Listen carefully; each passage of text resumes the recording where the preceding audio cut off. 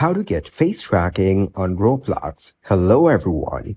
In this video, I will show you how to get face tracking on Roblox.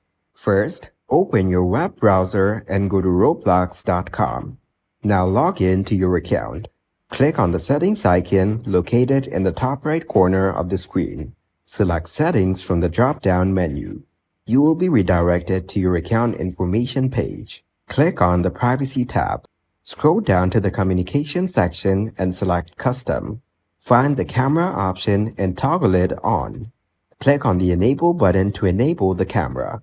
Your changes have been saved and you can now easily use face tracking on Roblox. Thank you guys for watching this video. I hope you got some value. Make sure to like the video and subscribe to the channel to get notified of new videos. See you in the next one.